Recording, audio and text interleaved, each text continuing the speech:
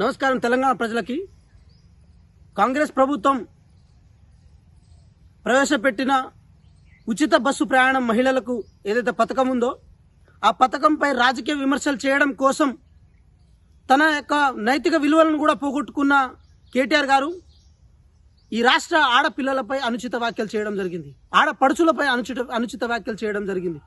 బస్సులో మీరు ప్రయాణించుకోండి, లేకపోతే రికార్డింగ్ డాన్సులు పెట్టుకోండి, లేకపోతే మనిషికో బస్సు పెట్టుకోండి అని చెప్పి వ్యంగ్యంగా మాట్లాడి తనకు 10 సంవత్సరాల అధికారం కట్టబెట్టిన ఈ రాష్ట్ర ఆడపడుచులని అవమానపరిచి అగౌరవపరిచి ఈరోజు ఆయన ఒక పూరితమైన కుసంస్కార బుద్ధిని నిరూపించుకునే ప్రయత్నం చేశారు. కేటీఆర్ గారు ఒక మాట మీరు గమనించుకోండి. అమెరికాలో బాత్రూమ్లు కడిగి బ్రేక్ డాన్స్లు వేసుకునేటోళ్ళని చెప్పి ఈ ఆడపడిచని మిమ్మల్ని విమర్శించారా? ఇదే తెలంగాణ రాష్ట్రంలో బిల్లా రంగాల్లాగా మీరు, మీ బావ అగిపెట్ట హరీశ్రావు గారు, దాంతోపాటు డ్రామారావు గారు మీరు తెలంగాణ ప్రజలను డేవన్ నుంచి వచ్చిస్తున్నారు, డేవన్ నుంచి తెలంగాణ ప్రజలను మీరు ఇబ్బంది పెడుతున్నారని చెప్పి ఏ రోజైనా మిమ్మల్ని వారు వచ్చి విమర్శించారా? ఉచిత బస్సు ప్రయాణం అనేది మీ నాన్నగారైన కేసీఆర్ గారే దాన్ని మంచి పథకం అని ఒప్పుకున్నా కూడా మీ బుద్ధి ఎందుకు మారతలేదు? మీ పెంపకం ఎందుకు మంచిగా లేదు? మీ ఆడబిడ్డ జైల్లో కవిత గారు ఉంటే ఏ రోజైనా ఆ విషయంలో మీరు వెనుకడుగు వేశారా? మీ ఆడబిడ్డను కవిత గారిని రక్షించుకోవడం కోసం ఎన్ని ప్రయత్నాలు చేశారు? మీ ఆడబిడ్డలాగా తెలంగాణ ప్రజల ఆడబిడ్డలు కాదా? ఎందుకు ఈరోజు ఇంత హీనానికి దిగజారు? మీరు ఎందుకు ఈరోజు ఇంత దిగజారుతనంతో మాట్లాడుతున్నారు?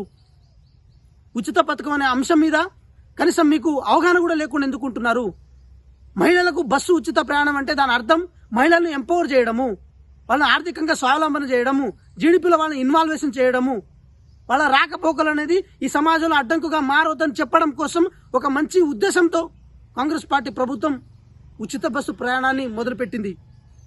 చాలా ఘనంగా జరుగుతుంది ఆ ప్రయాణాలు కానీ, ఆ ఉచిత బస్సు స్కీమ్ కానీ. ప్రతి ఆడపిల్ల సంతోషంగా గడప దాటి బయటకు వచ్చి ఈరోజు జీడిపిలో కానీ, లేకపోతే ఎకానమీ ఎస్టాబ్లిష్మెంట్ కానీ వాళ్ళ ఇన్వాల్వేషన్ ఉంది. మాజీ ఐటీ మినిస్టర్ అని చెప్పుకునే మీరు, మాజీ పరిశ్రమల శాఖ మంత్రి అని చెప్పుకునే మీరు, ఇతర దేశాలు తిరిగే మీరు, పెద్ద పెద్ద మహిళా ఎంటర్ప్రీనర్స్తో సమావేశాలు ఏర్పాటు చేసి పెద్ద పెద్ద ఎంక్లేవ్లు ఏర్పాటు చేసి మీరు ఇలాంటి విషయాన్ని తెలుసుకోకపోవడం ఏంటి? రాజకీయం కోసం ఎంతకైనా దిగజారుతారా? రాజకీయం కోసం పెంటైనా తినడానికి సిద్ధపడతారా? కేటీఆర్ గారు సిగ్గుశరం ఉందా మీకని అడుగుతున్నాం.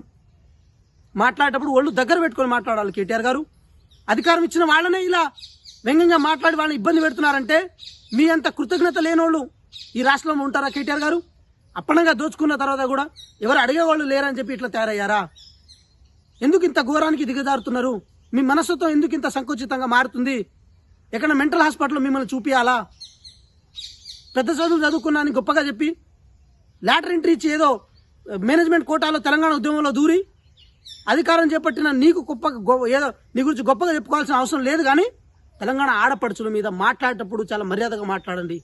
నాణ్యత లేని బతుకమ్మ చీరలు ఇచ్చినప్పుడే వాళ్ళ పట్ల మీకున్న మర్యాద ఏంటో తెలిసిపోయింది. అయినా సరే మీ బుద్ధి మారలేదు. మీ బుద్ధి మారాలి.